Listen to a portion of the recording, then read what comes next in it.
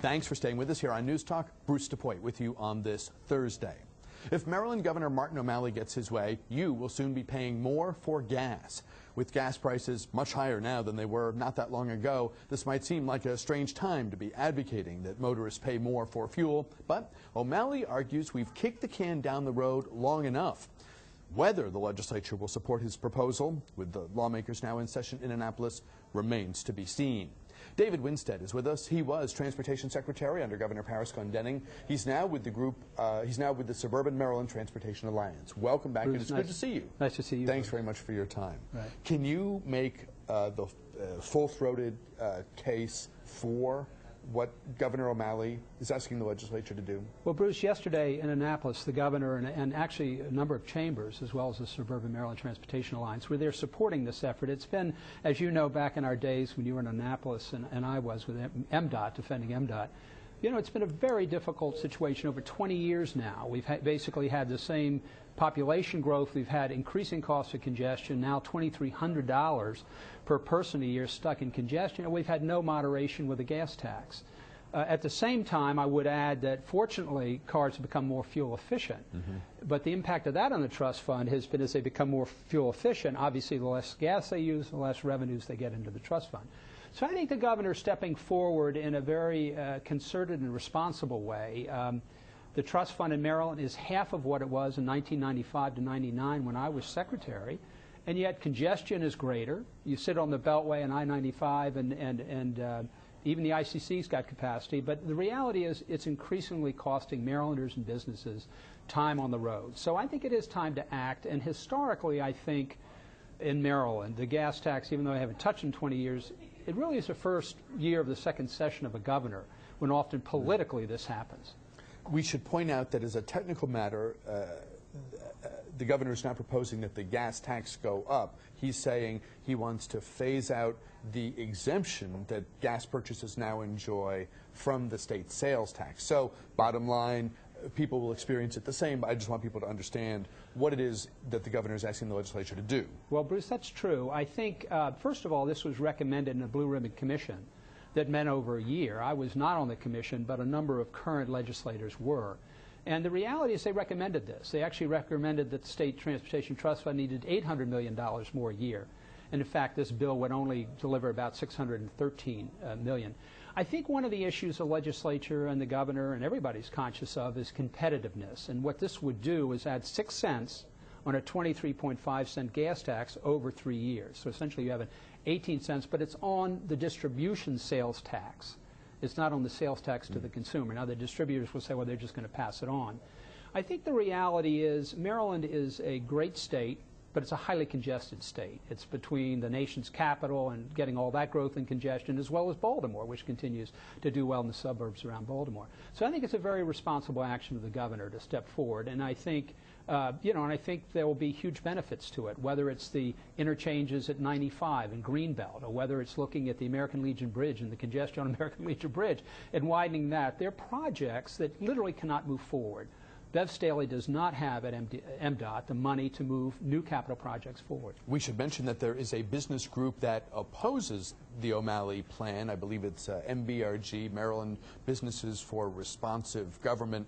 They're against this. They're pushing the legislature to block the O'Malley plan. We invited them to join us here today, but after some deliberation on their part, they declined to send a representative. Can you talk a little bit more about for folks at home who are saying, you know what, I hate this idea that I'm going to pay any more at the pump because it's already mind-blowing what it costs to put fuel in the car right now. Right. But okay, let's say we do this. What do we get? What do we see? Right. Well, Bruce, I think you do have these projects that literally the expansion projects that MDOT is planning that cannot move forward. They can't move over in design and engineering. You know, a project takes 7 years from the time it gets in the CIP. I think if Marylanders understand, I know Maryland is very sensitive to competition. And they look to D.C. and they look to Virginia. In reality, Virginia's tax is a few cents less now than Maryland's.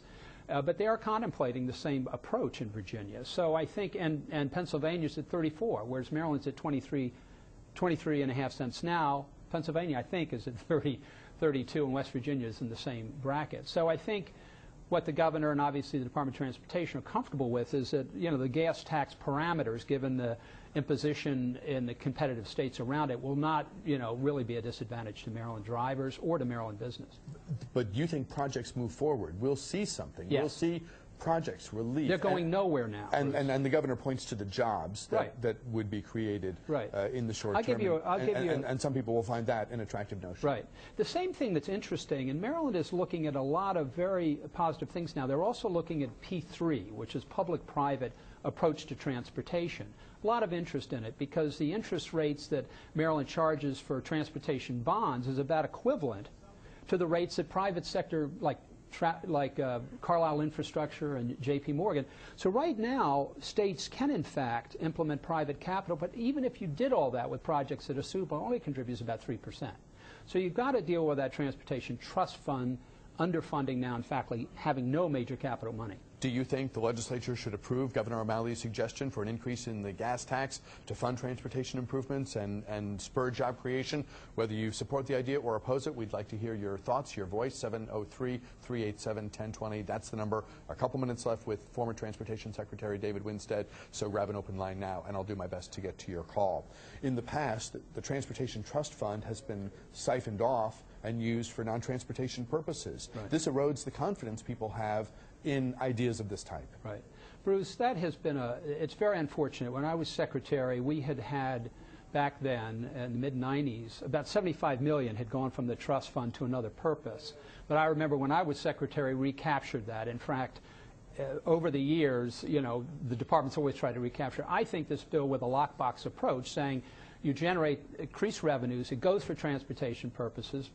You know, the distributors and the 6 cents increase per year, 6 cents increase per year would be basically in a lockbox and couldn't be used for other purposes like balancing the state budget. What about the timing for legislators to do the heavy lift and to vote yes for this proposal? They know they're back home in April explaining to their constituents who are spending, forget the people with SUVs, because it's like they made their bed, they can live with it, they can now live in it.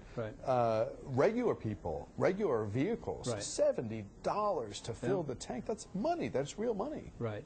Bruce, I agree with you. I mean, the price of gas now is as high as it's ever been, but the reality is congestion is costing, you know, every resident of Maryland about $2,300 a year, and the net impact of this gas distribution tax adjustment would be about as I've been told, about $87 per person. So you know, it's costing $2,300 and it's costing under this increase. I think what the Department of Transportation needs to do, and the governor, lieutenant governor, the legislature, is really express the message of what they're going to do with these increased revenues. Secured for transportation, maintaining systems, building new capacity. Maryland's got 3 transit systems. They have a wonderful new bus rapid transit system conceived for the White Flint corridor and through the county of Montgomery County, connecting the federal, you know, the federal campuses, the FDA, the NIH, the NCI.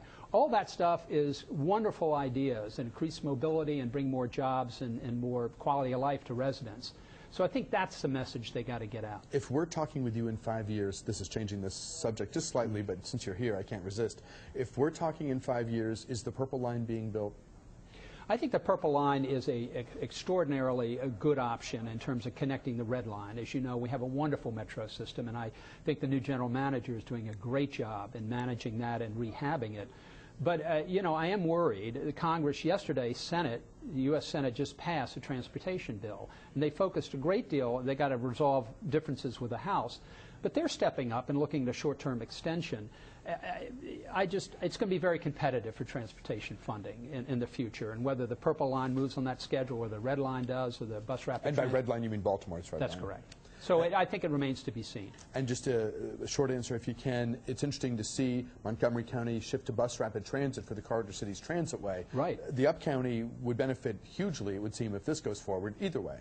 Hugely. And the White Flint partnership that envisions that rapid transit connecting the NIH campus up the CCT to Johns Hopkins, that's moving forward. I think within a month the county executive will get a recommendation on that. David Winstead is with the Suburban Maryland Transportation Alliance. He was Transportation Secretary for former Governor Paris Glendenning. Thanks very much for coming in. Great having you with us. Nice to see you again. We'll step aside, back with more News Talk right after this.